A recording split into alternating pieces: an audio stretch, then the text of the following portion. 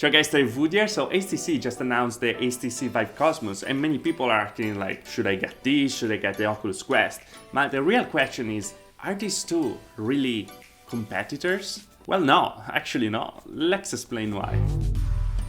Okay, so first of all we have to talk about what is a standalone device, because in this case to be a competitor of the Oculus Quest, we have to talk about standalone device. Standalone devices are all those devices that they have all included inside, all inside the footprint of our VR headset. That means that it's gonna have a battery, it's gonna have a processor to, like, of course, run the VR experience, and it's gonna have integrated tracking.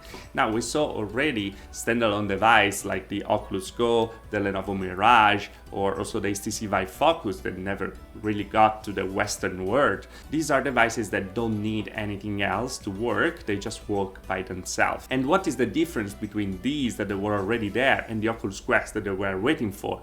Well, the Oculus Quest is the first that's gonna give the 6DoF experience, so the experience where you can move your hands freely inside the VR world, and also the possibility to all walk around in your gaming area like PC VR, but this time completely standalone. So just using the inside processor and also the inside out tracking included with that, because yes, those 4 cameras that there were on the Oculus Quest were actually for the tracking.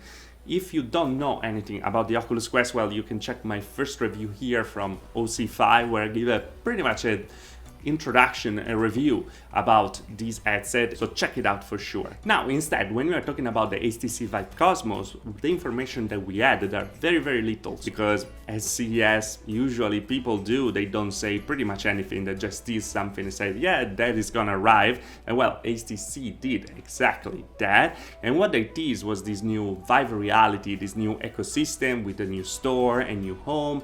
That reminds a lot of Windows Mixed Reality actually, but that's a story that we're gonna keep a little for later. And that's it. This looks really like a move to get further from Valve, because Valve, of course, as you might know, is working on a different VR headset, and so they need something of their own to make their own money and progress in their own way in VR. And so what they're doing, they worked on these VR headset that has to be very easy to use, and what they did are actually working on the inside out tracking, but this is gonna be, at the end of the day, always a PC VR. So it's gonna be an hybrid, because it's gonna be able to connect to the PC, and it's gonna be able to connect maybe in the future to a phone as well. It's not really clear yet, because they're talking about Q3 for PC VR, and then they're gonna start to work on the phone part later. But the problem with the phone part is that you can't just like connect your phone directly. You actually need a software to do it, or the right hardware to do it. So are we gonna need an HTC phone for that? Are you willing to buy an HTC phone in 2019 just to play VR with your HTC Vive Cosmos headset? Let me know in the comment below. I'm not sure of that. And the Cosmos is pretty much for sure not a standalone device. It doesn't have a battery inside, it doesn't have a processor inside, it doesn't have memory inside, it's just the classic VR headset. But they talked about, let's do something different, let's do something that nobody has yet. And well, this is gonna be this hybrid function to use it like with mobile and or to use it on PC VR, depends on what you need. The main focus of HTC with this Cosmos is actually not the mobile experience, but the ease to use. How easy it's gonna be to use, how easy it's gonna be to get in VR directly. So that's why it's not really a Quest competitor. Yes, it could be a Quest competitor, it's like, oh yeah, I can connect it easily, but one will be a standalone device that you get it and you're good to go. And the other one, you still gonna need a PC or for sure a phone. Now, if it's every phone, it's not really a problem, because everyone has a phone or two in their hands. It's like, it's pretty obvious that we all have pretty much a phone. But talking about PC VR is not for everyone yet. The easy part, anyway, is this inside-out tracking, when you're gonna need external sensor and everything, so the setup probably will be very fast, and also the controllers are very similar to the one that is in the competition.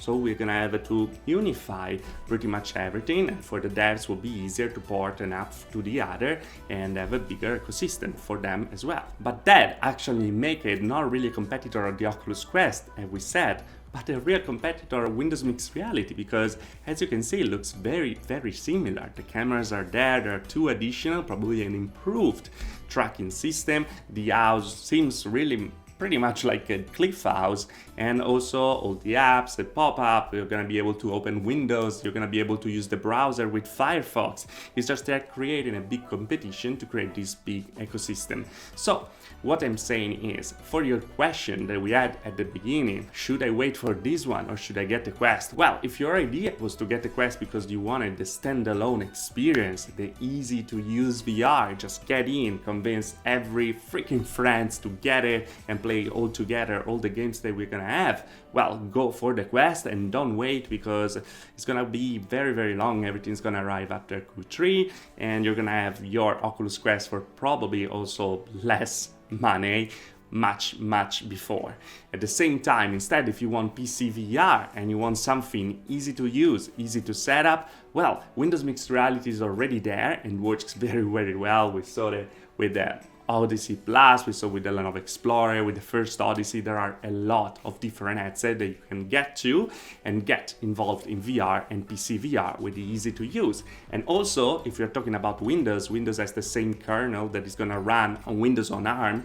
That is, the ARM is the architecture for the processor that runs on your phones. So if you have a 99 for like the iPhone, or like a Snapdragon something, or the Kirin something, well, that is an ARM processor, and Windows is working to work directly on Windows for ARM.